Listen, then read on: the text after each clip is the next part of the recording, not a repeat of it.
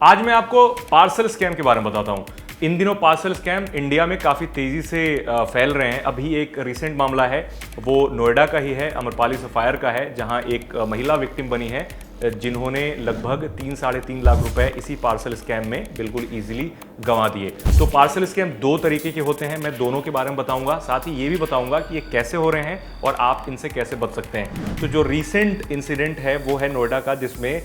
3.75 lakh rupees उनके नुकसान हो चुके हैं, अकाउंट से कट चुके हैं। वो ऐसा हुआ कि उनके पास एक्चुअली वो IT इंजीनियर हैं और उनके पास एक कॉल आया और उसमें कहा गया कि आपके नाम से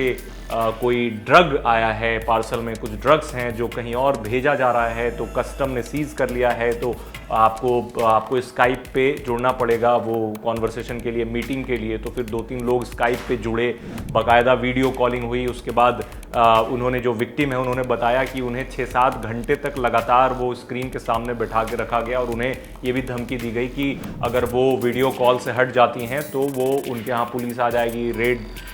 मार लिया जाएगा या फिर फैमिली मेम्बर्स को नुकसान हो सकता है, बहुत सारी चीज़ें। तो ऐसे कॉल्स बहुत कॉमन हो चुके हैं इन दिनों। किसी के पास भी कॉल आता है, वो कहता है कि कस्टम ऑफिसर बात कर रहा है, कस्टम ऑफिशियल बता करके बात करते हैं, या फिर कई बार ED, CBI, नारकोटिक्स वाले ये भी बताते हैं कि वो नारकोटिक्स से हैं और आपके नाम से कहीं पे ड्रग्स पकड़ा गया है, वो कहीं से कहीं ट्रेवल कर रहा था, तो आपको पुलिस स्टेशन आना पड़ेगा या फिर नारकोटिक्स के ऑफिस आना पड़ेगा, ED, CBI के ऑफिस आना पड़ेगा। बहुत सारी चीजें बताते हैं और कई लोग पैनिक में आ जाते हैं ये सुन करके, क्योंकि मैं भले जैसे बोल रहा हूं तो आपको लगे कि इस तरह की कॉल आएगी तो आप बच जाएंगे, बट द थिंग इज कि जब वो कॉल करते हैं तो उनकी जो लहजा होता है, बात करने का टोन होता है, वो बिल्कुल प्रोफेशनल होता है और वो उसी तरीके से बात करते हैं जैसे कोई ऑफिशियल बात करता है। तो एक बार इस ट्रैप में आ जाने के बाद काफी आसानी से लोग अपने अकाउंट डिटेल्स तक दे देते हैं, ये सोच करके कि बात आगे ना बढ़े और पुलिस या फिर कोर्ट के चक्कर लगाने ना पड़े। ऐसा भी होता है कई बार दूसरे तरह के डिलीवरी स्कैम में कि आपके नाम से कोई पार्सल आता है, आपके घर पे कॉल बेल बजती है, आप बाहर जाकर के देखते हो तो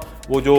डिलीवरी बॉय होता है वो पार्सल लेकर के होता है और उस पर आपका नाम लिखा हुआ होता है। तो अगर आप डिलीवरी एक्सपेक्ट नहीं कर रहे हो कहीं से, कोई पार्सल एक्सपेक्ट नहीं कर रहे हैं कहीं से, तो जाहिर सी बात है आप बोलेंगे कि आपका कोई पार्सल नहीं आने वाला है, तो उधर से कहा जाता है कि आपके नाम का ही पार्सल है और कैश ऑन डिलीवरी है। तो अगर आपको कैंसिल करना है then you will have to provide the OTP। तो जैसे आप OTP प्रोवाइड करते हैं, उसके बाद आपकी OTP प्रोवाइड करने के बाद आपके साथ क्या हो सकता है, मुझे लगता है आपको पता होगा, बिकॉज बैंक का ट्रांजैक्शन का लास्ट स्टेज OTP होता है। OTP के बाद पैसे कट जाते हैं, या फिर अगर आपकी कॉल डिटेल किसी को निकालनी है वो भी OTP से निकाली जा सकती है। सोशल मीडिया अकाउंट हैक करना है वो भी OTP के जरिए किया जा सकता है। तो लास्ट स्टेज होता है OTP का, और OTP लीथल है अगर आपकी OTP किसी गलत हाथ में चली गई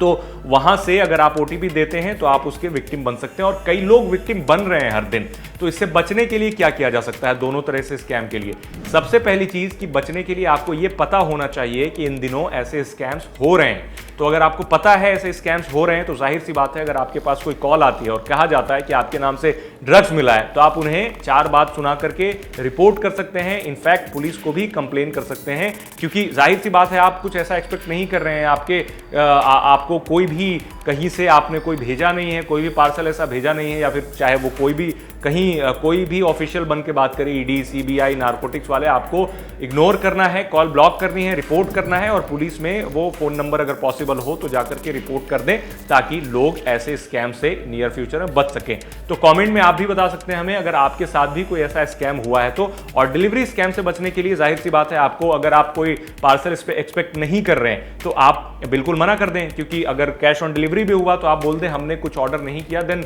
एक्सेप्ट करने का कोई लॉजिक ही नहीं है, कोई पॉइंट ही नहीं है, और OTP देने का भी कोई पॉइंट नहीं है। ये कॉमन सेंस है, तो आपको वहां पर थोड़ा सा कॉमन सेंस लगाना होगा एंड देन इग्नोर करना होगा।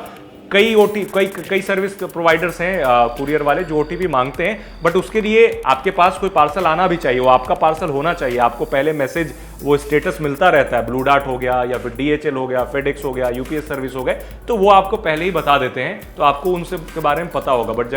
अगर नहीं पता है, आपको कोई पार्सल नहीं आने वाला है, तो आप इग्नोर करें और हमें बताएं कि आपके साथ भी अगर ऐसा कुछ इंसिडेंट हुआ है या फिर आपको भी ऐसी कॉल आई है, तो हमें कमेंट में ज़रूर बताएं।